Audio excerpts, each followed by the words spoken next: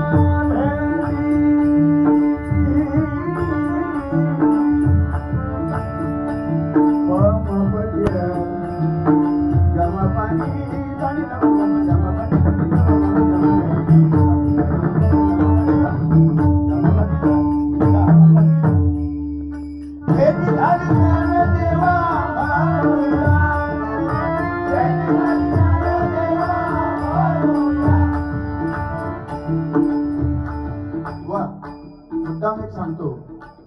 माझं पण जवळजवळ 55-56 वर्ष वय झालं खरं सांगतो पण मी ते चिंतामणी पांचाळ भावाकडे मी ते काही शिकलो ना हे आता मी गातो हे तुमच्या समोर गातो म्हणजे बाकीच्यांसमोर वाघांसमोर गाऊन काय उपयोग नाही त्याचा अनेक राग त्याच्यात गायतात पटमंदिरी पटदीप तुला काय ते सांगितलंय द्वेष माहीत घ्या का मला विश्वास आहे तू गाणार आणि ह्याच्यातून शिक्षित याला पण सांगतो मी नोंदवार तुम्ही घ्या का प्रयत्न करतो तो असं काही नाही